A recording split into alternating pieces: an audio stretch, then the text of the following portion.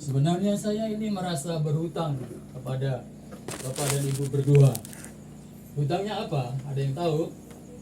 Pada waktu saya pelayanan di ibadah keluarga di Entro, ya, saya menyampaikan bahwa ada beberapa pasangan muda yang harmonis. Ingat, saya melihat Ibu Ketua wanita sering tampil di Facebook romantis. Saya melihat Ibu Mace dengan Ibu Marlin, maaf, kesini Marlin, maaf, kesini arahnya, hatinya kesini tapi hatinya ke sana. Dengan Pak Markus romantis. Kemudian saya sebut lagi siapa waktu itu, Ibu Lydia Kemudian juga Ibu Dokter Yelin sama almarhum itu sangat romantis, sering tampil. Nah, waktu saya bicara itu, sesudah selesai ibadah, saya diprotes sama Pak Enos. Pak Budi belum kenal saya. Iya Pak, Bapak kan sering berada di kampung, jadi saya belum kenal Bapak. Kalau Bapak nanti sudah kenal sama saya juga romantis dengan Haleluya. Nah, hari ini saya bilang Bapak Enos dan Ibu Mece adalah sangat romantis, pasangan yang sangat romantis.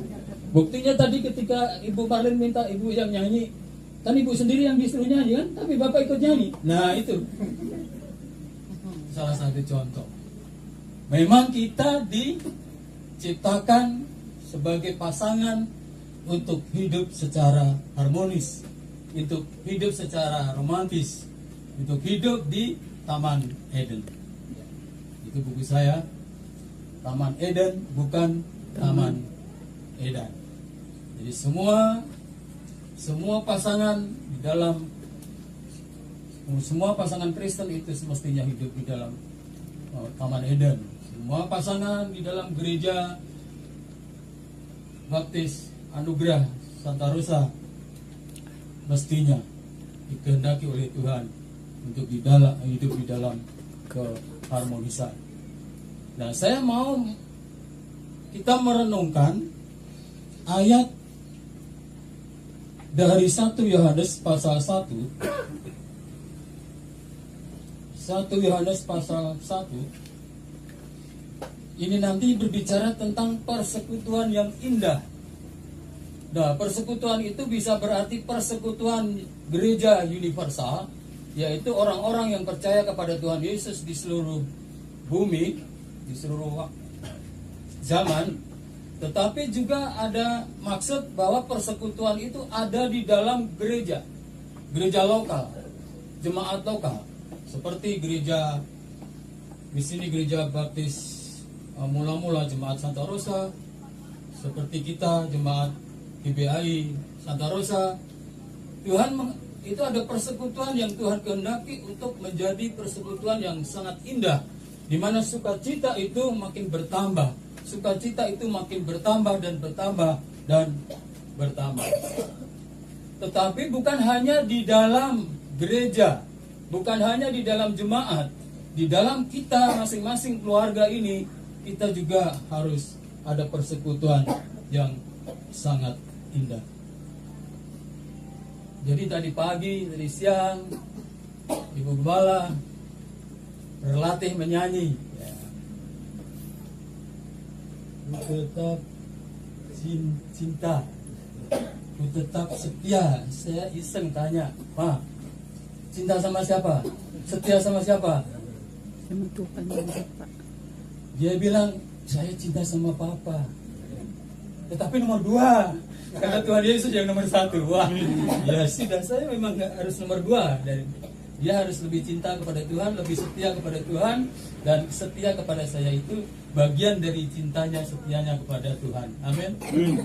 Bagian dari kesetiaan seorang istri kepada suami adalah kesetiaannya kepada Tuhan.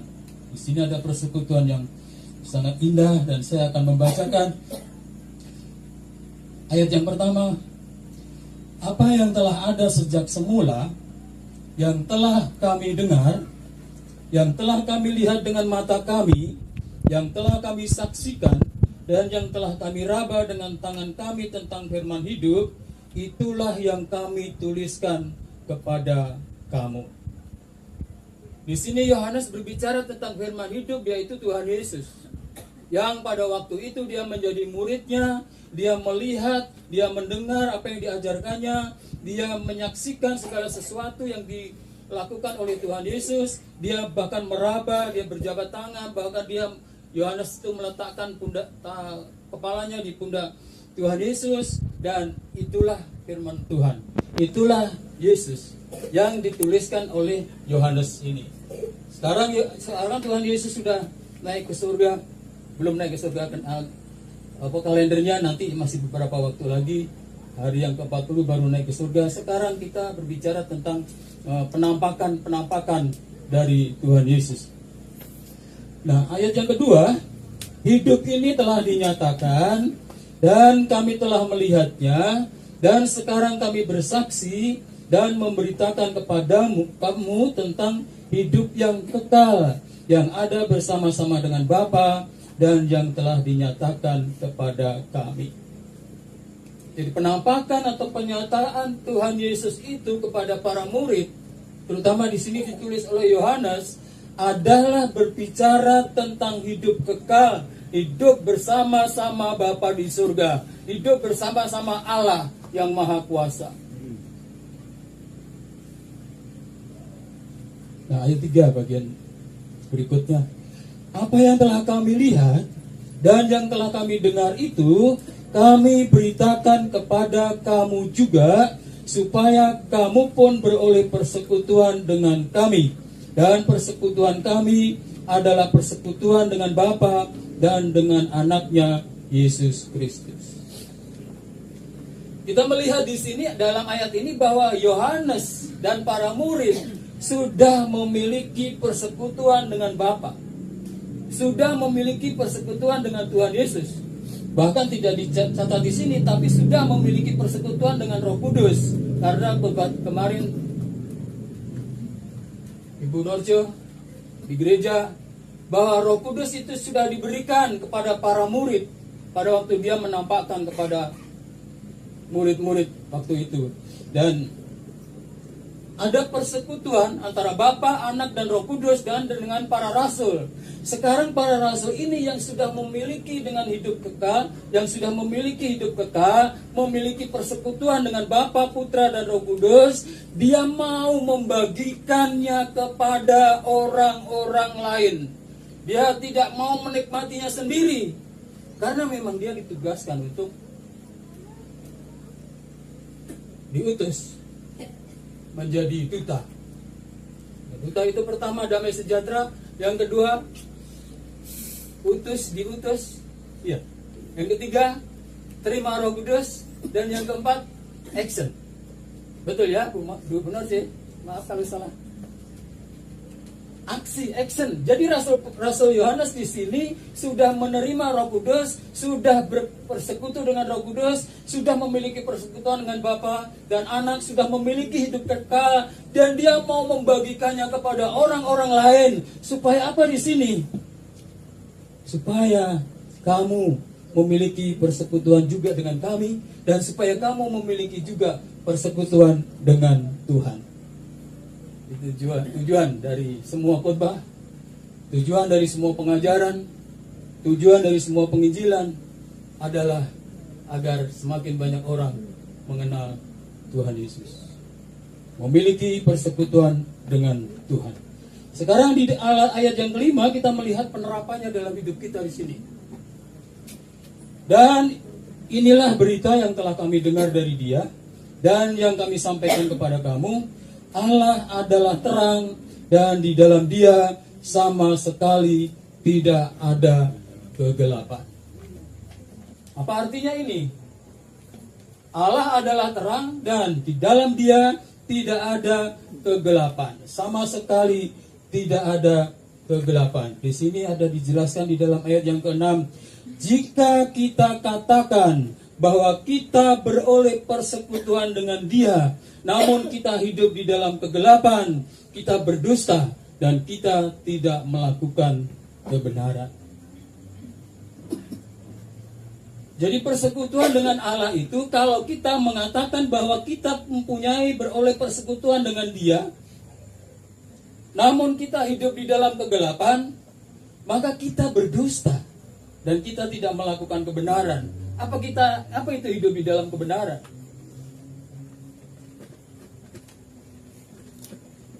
Definisi sederhananya adalah tidak hidup di dalam Kristus. Mengaku percaya kepada Kristus, mengaku memiliki persekutuan dengan Kristus, tetapi hidupnya tidak sesuai dengan ajaran Kristus. Ayat 7. Tetapi jika kita hidup di dalam terang, sama seperti Dia ada di dalam terang, maka kita beroleh persekutuan seorang dengan yang lain, dan darah Yesus anaknya itu menyucikan kita daripada segala dosa. Yohanes memiliki persekutuan dengan Bapa, Putra, dan Roh Kudus. Yohanes memanggil kita berbicara tentang Injil, kemudian kita menjadi bagian dari persekutuan itu. Sekarang kita berada di dalam terang, apakah kita masih hidup di dalam kegelapan? Nah, di sini ayat 7 ini menjelaskan kepada kita. Jikalau kita hidup di dalam terang sama seperti Dia ada di dalam terang, maka kita beroleh persekutuan seorang dengan yang lain. Jadi saya mau sampaikan pengertian secara sederhana hidup di dalam terang itu apa? Adalah keterbukaan. Tidak ada sesuatu yang disembunyikan dari seorang suami terhadap istrinya. Tidak ada sesuatu yang disembunyikan oleh seorang istri terhadap suaminya. Tidak ada sesuatu yang disembunyikan oleh ayah, ibu kepada anak-anaknya. Tidak ada sesuatu yang disembunyikan, hal-hal yang jahat dari anak-anak terhadap orang tuanya. Tidak ada sesuatu yang disembunyikan dari anggota jemaat kepada anggota jemaat yang lain. Jadi kalau ada masalah, kalau ada sesuatu, kalau ada kesalahan, mari kita bicara. Saya berbuat salah, saudara. Nanti ayat berikutnya. Tapi maksud dari nas ini adalah persekutuan seorang dengan yang lain itu terjalin kalau kita hidup di dalam keterbukaan. Kalau kita hidup di dalam terang, saya bisa melihat saudara, saudara bisa melihat saya. Jangan sembunyikan sesuatu. Jangan sembunyikan sesuatu. Dan darah Yesus anaknya itu menyucikan kita daripada segala dosa. Apa maksudnya ini? Sederhana saja. Kalau saya melakukan kesalahan, berarti saya berada di dalam kegelapan, dan saya tidak terbuka terhadap istri, maka saya tidak memiliki persekutuan yang baik, yang harmonis dengan istri. Supaya terjadi persekutuan lagi bagaimana? Bahwa saya harus datang kepada istri. Maafkan saya telah melakukan kesalahan. Ketika saya terbuka, saya melakukan kesalahan. Ketika saya mengucapkan permintaan ampun, permintaan maaf kepada istri, maka terjalinlah persekutuan antara saya dan istri. Demikian juga di antara keluarga-keluarga di dalam jemaat. Anggota jemaat yang satu melakukan kesalahan, maka dia harus berani berkata. Mungkin bukan kesalahan, tapi suatu, misalnya seperti ini. Saya mempunyai 2 anak, putri, cewek-cewek. Suatu hari, anak saya Nikah sama orang harus menikah dengan orang luar. seorang non-Kristen. Saya sedih, tapi saya harus merelakan. Tapi kemudian saya bicara kepada Atasan. senior saya, atau gembala senior saya. Saya waktu itu pelayanan di jemaat dan ada gereja induk. Saya datang kepada gembala saya dan saya berbicara Pak Pendeta, Pak Gembala, Sama. saya mengundurkan diri. Kenapa? Karena Bapak sendiri sudah tahu anak saya menikah Sama. di luar gereja. Dengan itu saya terbuka, kami berdua menghadap. Dengan itu kami terbuka kepada gembala kami. Dan akhirnya keputusan diambil bahwa Pak Budi, saya melihat bahwa Pak Budi sudah mendidik anak dengan baik, dengan benar. Dan itu adalah tanggung jawab anak. Bapak sudah dewasa, Bapak Budi silakan teruskan mengembalakan. Tetapi di sini sudah bersih, sudah terbuka. Ya, jadi saya mengaku, kemudian saya mengaku di depan jemaat induk dan kemudian mengaku di jemaat yang saya layani, jemaat Pos PI. cabang. Waktu itu namanya belum cabang. Badan Pelayan Warga, Badan Pembinaan Warga (BPW). Itu sedikit tingkatnya di bawah jemaat. Karena gereja baptis kan ada urutan seperti itu. Ya. Maksud saya tidak boleh hidup di dalam kegelapan. Saya harus mengakui kesalahan saya, kelemahan saya di dalam memimpin anak-anak saya. Ketika gagal, maka saya harus mengaku. Pengakuan pertama tentu kepada Tuhan, Tuhan ampunilah saya, karena saya tidak bisa menjaga anak yang Kau berikan tanggung jawab kepada saya. Tanggung jawab berikutnya adalah kepada pendeta gembala senior dan kemudian kepada jemaat sekalian. Beres, saya melayani dengan hati yang damai sejahtera. Ada persekutuan antara saya dengan gembala induk, gembala senior, ada persekutuan saya dengan jemaat, ada persekutuan dengan jemaat di BPW dan sebagainya. Semuanya menjadi indah. Amin. Semuanya menjadi terbuka. Tidak ada bisik-bisik, tidak ada omongan-omongan. Pak Budi itu begini harus gitu. Ya, saya harus sampaikan kepada saudara. Waktu saya masuk ke Manokwari, hal itu dipakai alasan untuk mau. Saya sudah sampai di Manokwari dan kemudian ada orang yang mau bilang itu Pak Budi gagal itu melayani anaknya, membimbing anaknya. Bagaimana kita mau ambil dia sebagai gembala di sini? Kemudian seperti itu saya sampaikan. Itu udah beres. Ya, jadi masalah yang lain kalau saya kemudian keluar dari Manokwari. Ya. Tapi saudara tidak ada yang bisa seperti itu kepada saya. Ya. Karena saya sudah ceritakan. Ya, seperti itu. Jadi kita harus terbuka. Kita harus berterus terang. Kita harus berani mengakui kesalahan. Kalau kita salah, kita harus datang minta maaf. Baik kepada istri, baik kepada jemaat yang lain. Ya, seperti itu. Itu jemaat. Apalagi seperti hamba Tuhan seperti ini. Ada hukumnya itu. Ada hukumnya di dalam 1 Timotius 3 itu.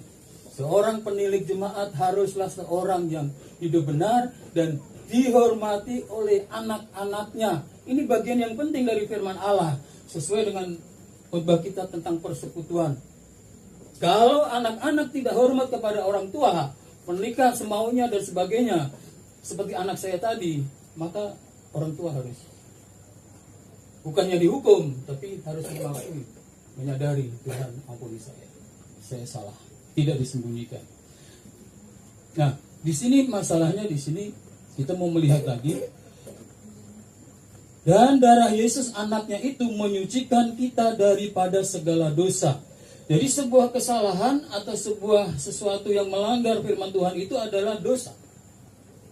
Tetapi ketika dosa itu dinyatakan, diakui, dan disampaikan permohonan ampun, disitulah disucikan kita dari segala dosa. Hari demi hari kita berdosa, hari demi hari kita memohon ampun. Jangan sengaja berbuat dosa. Hari demi hari kita memohon ampun. Dan semakin hari demi hari kita hidup di dalam kekudusan. Kita hidup di dalam kesucian. Kita hidup di dalam teladan sebagai pelayan Tuhan, badan pelayan, sebagai gembala, sebagai tua-tua, sebagai jemaat. Siapapun itu, kita harus menjadi teladan bagi orang-orang lain di sekitar kita. Ayat 8. Jika kita berkata bahwa kita tidak berdosa, maka kita menipu diri kita sendiri dan kebenaran tidak ada di dalam kita. Ayat ini mengatakan kalau kita bersalah lebih baik mengaku. Pengakuan itu mendatangkan damai sejahtera bagi orang yang melakukannya, tetapi damai sejahtera juga bagi orang-orang yang terkena akibat dari kelakuan kita. Jadi kita tidak bisa, tidak boleh, tidak perlu, tidak harus, bahkan harus untuk berkata bahwa saya berdosa. Karena jika kita berkata bahwa kita tidak berdosa, maka kita menipu diri kita sendiri. Kita Budi, Kepala, bukan orang bersih, bukan orang suci dalam arti kehidupannya masih ada dosa. Tetapi setiap hari bangun tidur, kita bersyukur, mau tidur kita mohon ampun supaya Tuhan beri pengampunan, dan supaya pagi-pagi itu kita dibangunkan oleh Tuhan itu dengan kesegaran untuk melayani Tuhan. Tapi kalau di sini dibebani sesuatu yang berat karena dosa, karena kesalahan, maka kita bangun pagi itu tidak bisa mengucap syukur. Tuhan, saya masih salah ini. Jadi kalau saya bilang sama jemaat, nanti jemaat menghukum saya. Kalau jemaat memberi disiplin dan sebagainya kepada saya, kita tidak harus, kita tidak boleh berpikir begitu. Yang perlu kita lakukan adalah mengakui kesalahan, yang melakukan kesalahan bahwa kita lemah, kita tidak sanggup, dan kita mohon ampun kepada Tuhan dan kepada jemaat. Jangan berkata kita tidak berdosa. Tetapi 9, jika kita mengaku dosa kita, maka Ia adalah setia dan adil, sehingga Ia akan mengampuni segala dosa kita dan menyucikan kita dari segala kejahatan. Ayat 10, jika kita berkata bahwa kita tidak ada berbuat dosa, maka kita membuat Dia menjadi pendusta dan firman-Nya tidak ada di dalam kita. Ayat ini mengatakan bahwa setiap orang berdosa. Kalau Injil mengatakan bahwa semua orang berdosa, maka dia akan dihukum selama-lamanya dalam neraka karena upah dosa itu maut. Kemudian dia mendengar Injil dan percaya kepada Yesus dan diselamatkan. Itu dosanya, dosa dasarnya, dosa asalnya, dosa warisan seperti itu sudah diampuni. Tetapi di dalam kehidupan sehari-hari kita masih melakukan dosa. Kita perlu rendah hati, datang kepada Tuhan. Tuhan ampuni saya. Kita perlu rendah hati untuk datang kepada jemaat. Jemaat, ampuni saya. Kita perlu rendah hati untuk datang kepada persekutuan dalam pengakuan dosa. Supaya apa? Persekutuan itu terjalin semakin indah. Karena kita semua saling mengaku bahwa kita adalah orang yang berdosa, bahwa kita adalah orang yang lemah, bahwa kita memerlukan pengampunan, bahwa kita memerlukan kebersamaan, dan kita memerlukan transparansi atau keterbukaan di dalam hidup kita.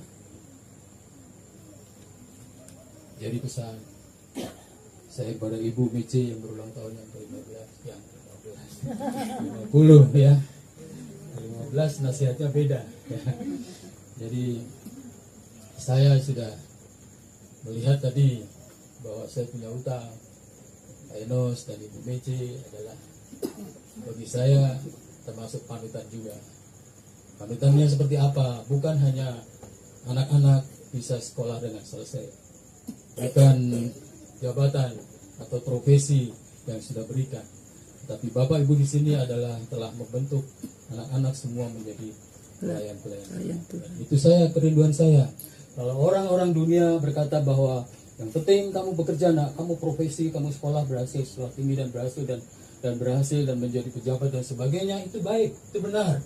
Tetapi untuk saya sebagai seorang hamba Tuhan, maka salah satunya untuk dipuji oleh hamba Tuhan itu adalah membawa anak-anak untuk pelayanan.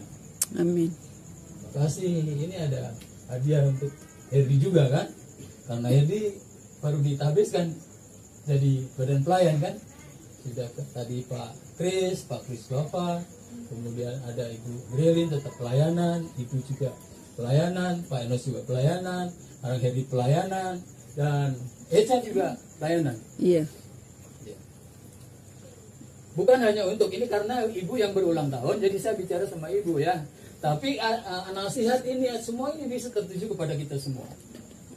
Ya, anak-anak kita, mari kita pimpin dia untuk menjadi orang-orang yang pandai, cerdas, cermat, dan berhasil dalam profesi masing-masing. Kita ikut bertanggung jawab sebagai orang tua, tetapi bagian yang terpenting dari seorang hamba Tuhan atau itu kehendak Allah adalah bahwa anak-anak kita pimpin, kita bimbing untuk menjadi pelayan-pelayan di jemaat. Amin. Mari kita berdoa. Bapa di surga, terima kasih untuk malam hari ini.